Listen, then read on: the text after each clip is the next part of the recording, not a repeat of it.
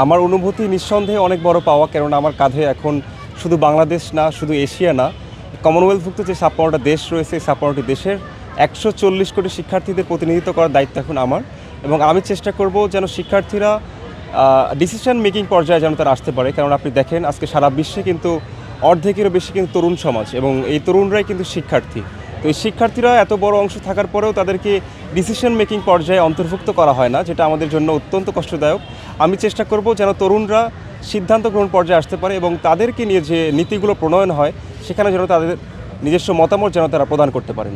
বাংলাদেশের শিক্ষার্থীদের জন্য আমার যেটা ইচ্ছা আর কি, আমি সবাইকে অনুপ্রাণিত করার চেষ্টা করব যেন তারা বাইরের দেশের যেগুলো স্কলারশিপ থাকে বা যে অপরচুনিটিসগুলো থাকে তারা এগুলোতে যেন আরও বেশি ফোকাস করে, এবং এগুলোকে কেন্দ্রিক করে তারা যেন তাদের এই পরিকল্পনাটা আরও বেশি ভালোভাবে যেন ছড়ায়। কারণ বাইরের দেশে কিন্তু পড়াশোনার অনেক সুযোগ এবং অনেক সুযোগ রয়েছে আপনার অন্য সেক্টরেও। তারা যদি একটু রিসার্চ করে বা একটু চেষ্টা করে তাহলে হয়তো তাদের পক্ষে এই জিনিসগুলো পাওয়া সম্ভব হবে। ২০০৯ সালে আওয়ামী লীগ সরকার ক্ষমতায় আসার পরে আমার বাবা নাটোর জেলায় সর্বপ্রথম চাকরি হারায়। উনি পেশায় একজন কলেজ অধ্যক্ষ। তিনি আইনি লড়াইয়ের মাধ্যমে ৪.৫ বছর পরে ২০১৪ সালে উচ্চ আদালতের আদেশে উনি আবার অধ্যক্ষ পদে বহাল হন। তখন সেই সময়টা আমাদের একটা আর্থিক যে প্রতিবন্ধকতা, এই জিনিসটা কিন্তু আমরা ফেস করতে হয়েছে। তো এটা ফেস করার সময় আমার বাবা আমাকে যেহেতু ওনার সারাদিনই বাড়িতে সময় কাটতো, আমাকে আন্তর্জাতিক সম্পর্ক, আপনার পত্রিকার সম্পাদকীয় কলাম, এই জিনিসগুলো নিয়ে আমাকে খুবই উনি শিক্ষা দিতেন এবং আমাকে অনুপ্রাণিত করতেন এই বিষয়গুলোতে। বসুন্ধরা টিস্যু, অশুদ্ধতার বিরুদ্ধে এক বিন্দুও ছাড় নয়।